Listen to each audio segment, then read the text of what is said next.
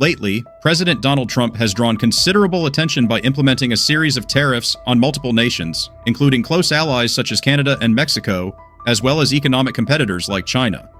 These actions align with his America First trade policy, which seeks to minimize trade deficits and tackle what his administration considers unfair trade practices. The proposed tariffs would apply universally to imports entering the U.S., with Treasury Secretary Scott Bessent indicating a gradual rollout beginning at 2.5%. Certain nations are subject to more specific tariffs due to concerns over trade imbalances, immigration issues, and geopolitical disputes. These measures have provoked strong opposition from affected countries. For instance, Canadian officials have voiced significant disapproval, with Prime Minister Justin Trudeau asserting that Americans are becoming aware of how tariffs on Canada could drive up costs domestically.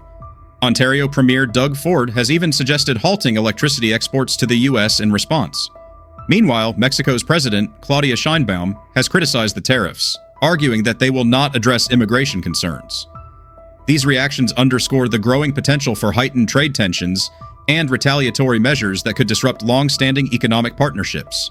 While these trade disputes have dominated headlines, another major executive action has received considerably less media coverage. On January 23, 2025, President Trump signed an executive order titled Strengthening American Leadership in Digital Financial Technology. This directive marks a significant shift in federal policy, emphasizing the promotion of private sector innovation in digital assets rather than government-led initiatives. Notably, it prevents federal agencies from creating or supporting a central bank digital currency, effectively ending any prospects for a U.S. digital dollar. Instead, the administration is prioritizing advancements in blockchain technology and cryptocurrency development within the private sector. This move carries major implications for the future of digital finance in the U.S. By halting the creation of a national digital currency, the U.S. may be ceding an advantage to other global powers like China and the European Union, both of which are actively working on their own digital currencies. This decision could ultimately influence the U.S. dollar's dominance in international trade and finance. Even before assuming office, President Trump had issued a firm warning to BRICS nations, threatening to impose a 100% tariff on their exports to the U.S. if they moved forward with plans to establish an alternative currency designed to challenge the dollar's global standing. He stated that any BRICS nation attempting such a move would face a 100% tariff, which would force them to abandon the idea immediately. This statement was directed at efforts to reduce dependence on the U.S. dollar in global transactions. Trump reinforced that this was not a mere warning, but a clear policy stance, asserting that it was not just a threat. He further remarked that, while others believed the U.S. was in a difficult position, he viewed it differently, insisting that the U.S. had the upper hand and that the BRICS nations would be unable to follow through with their plans. Despite the administration's efforts to maintain the dollar's dominance, some analysts argue that the prohibition on a central bank digital currency may benefit developing nations more than it supports U.S. financial strength. Observers in China have taken particular interest in Trump's executive order blocking the development of a U.S. digital currency, seeing it as an opportunity to advance their own initiatives. Zhu Guangyao, China's former vice minister of finance, has emphasized the increasing importance of digital currencies in the evolving global economy. He noted that cryptocurrencies are a vital component of economic digitalization and encouraged China to closely monitor international trends in this field. Similarly, Han Yiping, a former advisor to the People's Bank of China, has highlighted the long-term consequences of China's rigid stance on cryptocurrency regulations, suggesting that current restrictions may not be viable in the future. Josh Lipsky, director of the Atlantic Council's global CBDC tracker, has pointed out the broad international implications of Trump's executive order, explaining that one of the most critical effects of this decision is the message it sends worldwide. He argued that this decision effectively gives Europe free rein to shape digital currency privacy and cybersecurity standards through the digital euro. He also noted that China could leverage this moment to establish itself as a global leader in digital finance, setting a precedent for other nations to follow.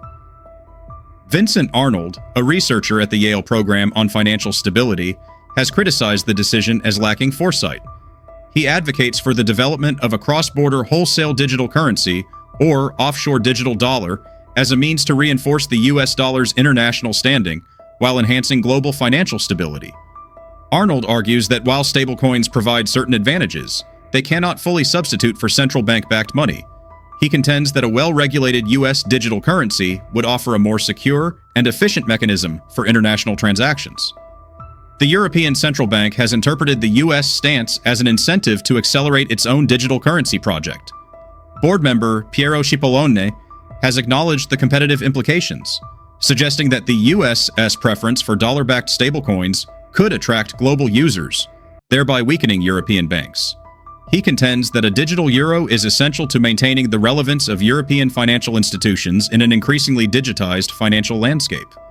Critics caution that by stepping away from digital currency innovation, the U.S. risks relinquishing its leadership role in establishing global financial standards, which could, over time, diminish the dollar's dominance in international markets. This analysis delves into how these policy shifts might impact the U.S. dollar and the broader economy. Given that the prohibition on a central bank digital currency could significantly alter the dollar's global position, its potential consequences are worth examining. Additionally, other executive actions taken by President Trump have already sparked controversy and could further disrupt economic stability. Central bank digital currencies are digital representations of a nation's official currency, issued and managed by its central bank. Unlike decentralized cryptocurrencies such as Bitcoin and Ethereum, these digital currencies are directly backed by the central bank, ensuring stability and reducing volatility. They are primarily designed to expand financial inclusion, improve payment systems, and provide a secure, efficient means of conducting transactions in the digital economy. These currencies can be accessed through digital wallets and are legally recognized as a medium of payment within their respective countries. They are developed for seamless integration with existing financial infrastructures, allowing for interoperability with traditional banking systems. Additionally, they are supported by advanced cybersecurity measures to mitigate fraud and cyber threats, ensuring trust and confidence in the digital financial system. China has been at the forefront of digital currency development, spearheaded by the People's Bank of China. Following extensive pilot programs in various cities, the digital yuan was formally launched in April 2021. By early 2025, it had become an essential component of China's financial landscape, demonstrating the government's strong commitment to digital financial technology. As of 2025, over 1 billion Chinese citizens, approximately 70% of the country's population, actively use the digital yuan. The currency facilitates an estimated 500 million daily transactions, with monthly transaction volumes surpassing 50 trillion yuan, equivalent to roughly 7.2 trillion US dollars. Merchant adoption has been widespread, with 80% of urban retailers and service providers now accepting digital yuan payments. Integration with major financial platforms like Alipay and WeChat Pay has significantly driven consumer and business adoption. The digital yuan operates under a two-tier system designed to optimize efficiency and security. The People's Bank of China issues eCNY to commercial banks, which then distribute it to users through bank accounts and digital wallets. This approach ensures the central bank retains control over issuance while leveraging existing banking networks for seamless distribution. The Digital Currency Electronic Payment Framework, known as DCEP, guarantees secure and efficient transactions. Notable features include offline payment, functionality enabled through Bluetooth and NFC, allowing transactions even in the absence of an internet connection. Additionally, the system supports programmable money, facilitating the use of smart contracts and conditional transactions. These advancements broaden the practical applications of the digital yuan and encourage further innovation in financial services. China has established a comprehensive regulatory framework for the digital yuan, balancing user privacy with oversight measures to prevent illicit activities. While data protection measures are in place to safeguard user information, the government retains the ability to monitor transactions to ensure compliance with financial regulations. The eCNY aligns closely with national monetary policies, improving financial stability through real-time economic data and enabling direct intervention by the central bank when necessary. Beyond domestic use, China is actively promoting the digital yuan in cross-border transactions to increase its international appeal. Efforts include forging strategic partnerships and signing international agreements aimed at positioning eCNY as an alternative to traditional reserve currencies, thereby strengthening financial sovereignty and decreasing reliance on the US dollar. China's strategy for internationalizing the renminbi through the digital yuan includes bilateral trade agreements and currency swap arrangements. By 2024, China had negotiated swap agreements with 15 countries, including Argentina, Brazil, Canada, and the United Kingdom.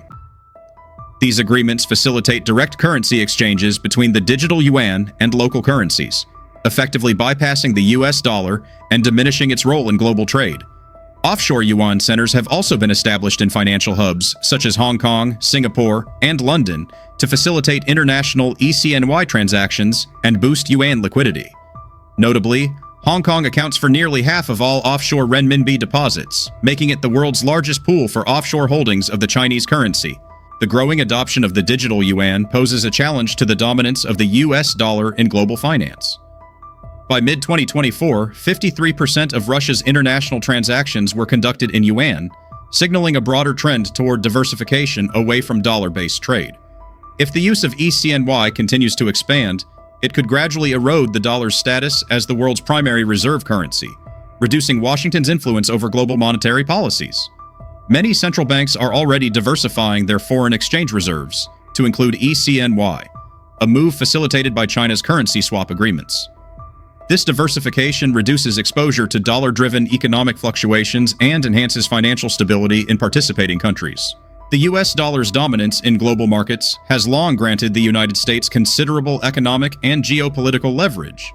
However, as more nations adopt the digital yuan, they gain greater autonomy in financial transactions, making it easier to bypass US economic sanctions. China's network of currency swap agreements, combined with increasing ECNY usage in international trade, allows countries to conduct transactions outside the traditional dollar-based financial system. This shift undermines Washington's ability to use economic policies as a tool for foreign policy enforcement. President Trump has announced that, effective February 1, 2025, the United States will impose a 25% tariff on all imports from Mexico and Canada. This decision is part of the administration's broader America First trade strategy, which aims to correct trade imbalances and stimulate domestic manufacturing. The economic ties between the US, Canada, and Mexico run deep, with trade among these nations playing a crucial role in North American commerce. In 2022 alone, the combined trade in goods and services between the three countries amounted to approximately $1.76 trillion. Specifically, trade with Canada totaled an estimated $908.9 billion, including $427.5 billion in U.S. exports and $481.2 billion in imports. Similarly, U.S.-Mexico trade reached roughly $851 billion, with American exports amounting to $362 billion and imports standing at $493.1 billion. These figures underscore the significance of Canada and Mexico as major trading partners, collectively accounting for a substantial share of both U.S. exports and imports.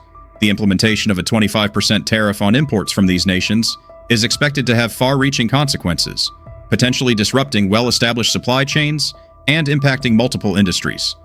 The automobile sector exemplifies this deep economic interdependence. In 2024, the U.S. imported more than $22 billion worth of vehicles and auto parts from Canada and Mexico. Given this extensive cross-border trade, substantial tariffs could lead to considerable economic disruptions, particularly in the automotive manufacturing industry. Beyond the automotive sector, Canada and Mexico represent crucial export markets for the U.S. economy. Canada ranks as the top destination for exports from 36 U.S. states, while Mexico holds the top spot for 6 states, including key border states such as Texas, Arizona, New Mexico, and California. For instance, New Mexico's trade economy is heavily dependent on the Mexican market, with 70% of its exports, valued at approximately $3.5 billion, shipped to Mexico. The agricultural sector is another area where this trade relationship is vital. In 2023, Mexico's total agricultural imports stood at around $32 billion, with the U.S. supplying approximately 74% of these goods. Given this strong reliance on agricultural trade, any shift in trade policy could have significant consequences for American farmers and agribusinesses. The energy sector is another major area of economic integration between the United States, Canada, and Mexico, particularly in crude oil trade. In 2022, Canada accounted for 60% of U.S. crude oil imports, while Mexico contributed an additional 10%, meaning these two nations supplied 70% of America's total crude oil imports. By October 2024, U.S. crude oil imports from Canada had reached approximately 4 million barrels per day, while imports from Mexico totaled around 383,000 barrels per day.